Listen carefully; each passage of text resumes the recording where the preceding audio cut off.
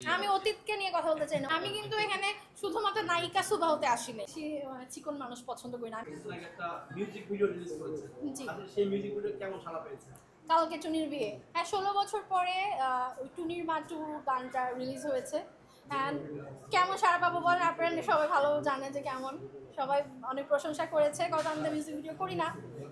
তবে প্রমিত ভাইয়ের গানটা মানে ওই যে আছে না যে চাইল্ডহুড মেমোরিতে চলে গিয়েছিলাম, যে ও টুনির মা তোমার টুনি কথা শুনে না। সো গানটায় শুটিং করে আমি অনেক এনজয় করেছি, কাজ করে অনেক এনজয় করেছি, ইভেন অনেক প্রশংসা পাচ্ছি। সো এখন ভেবেছি যে মুভির পাশাপাশি রেগুলার মিউজিক ভিডিওতেও কাজ করব। সিনেমার নায়িকা হয়ে মিউজিক ভিডিওতে কাজ করা, এটা কোনো নেতিবাচক প্রভাব পড়বে কিনা নায়িকার গায়ে?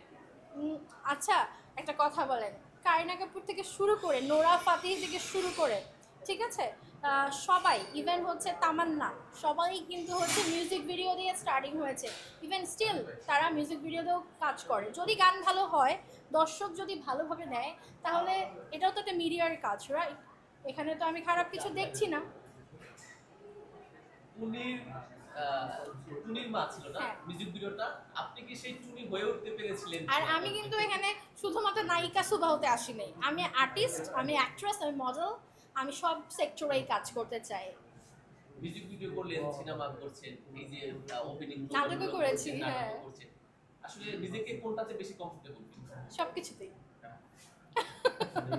যেহেতু মিউজিক ভিডিও করেছেন, আমরা গানের প্রসঙ্গে আসি। আপনার জীবনে একজন গানের মানুষ এসেছিলেন, যিনি অতীত হয়ে আমি অতীতকে নিয়ে কথা বলতে চাই না। অতীত আমার কাছে মাটি চাপা পড়ে যায়। যে গানে চ্যাপ্টার গিয়ে ক্লোজ, feel সেটা হয়েছে? ক্লোজ। না না না, এত সুন্দর গানের মধ্যে কেন এটা ফিল হবে? ভবিষ্যতে কেউ আসবে, তাকে নিয়ে চিন্তা করি সব। মাঝে মধ্যে দেখি যে সে স্ট্যাটাস দেয়, অনেক সময় বিভিন্ন ধরনের ইঙ্গিতের কথা বলে, নাসির ভাইয়ের কথা বলে, আমাদের ভাইয়ের কথা বলে, শিল্পী। তো আসলে এই বিষয়টাকে আপনি দেখেন কিনা? না, আমি এসব দেখি না, আমার সময় নাই। আচ্ছা, পাস্ট ইজ পাস্ট।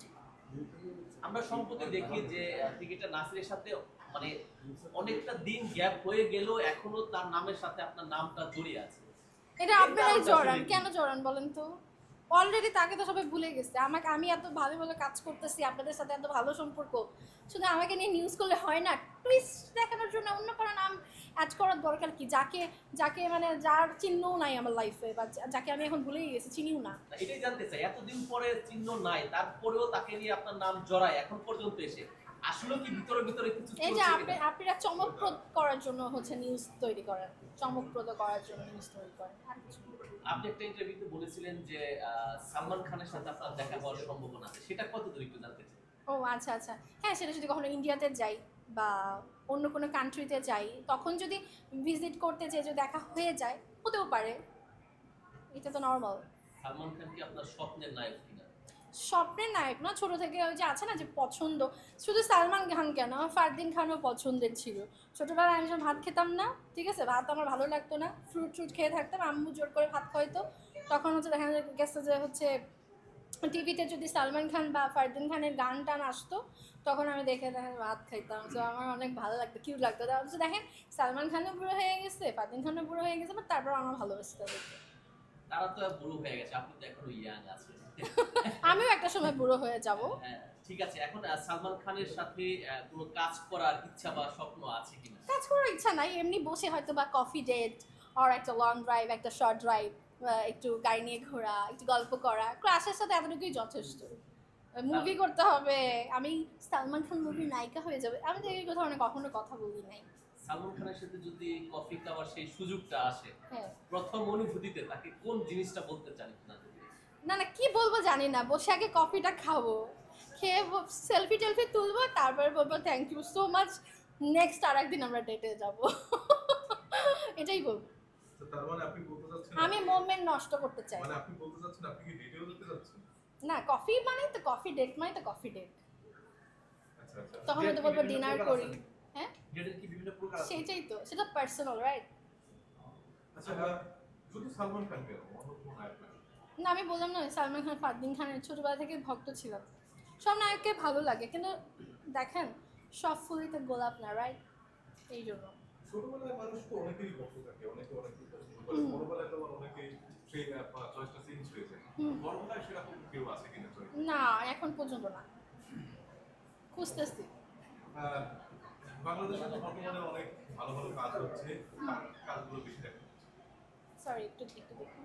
হ্যাঁ মানে বাংলাদেশে তো ভালো ভালো কাজ হচ্ছে, হ্যাঁ তো সেই কাজের ভিতরে কার কাজগুলো আসলে বেশি পরিমাণে দেখা হচ্ছে? সেটা কি মুভি না নাটক? মুভি, নাটক, যাই হোক। আমি হচ্ছে সাকিব খান ভাইয়ার হচ্ছে মুভি লাইক করি অ্যান্ড সবার মুভি মোটামুটি দেখি, কারণ হচ্ছে মুভি না দেখলে তো আসলে মুভিতে যেহেতু কাজ করতে এসেছি শিখতে পারবো না। আর নাটক হচ্ছে আমার ভালো লাগে তানজিন তিশা, মেহজাবি আপু, এদের নাটক ভালো লাগে। আচ্ছা, একজন আর্টিস্ট বা একজন মডেল বা অভিনেত্রী যাই বলে থাকে, এবং তার ফিটনেস ধরে রাখতে হলে আসলে কি করা উচিত?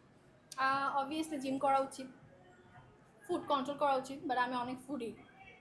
তো সেক্ষেত্রে নিজেকে প্রিপেয়ার করার জন্য সুভা কি করে? আমি জিমও করি, যেটা ভালো লাগে সেটাও খাই। সুবা জিম করে তার এত সুন্দর ফিটনেসটাকে তৈরি করেছে।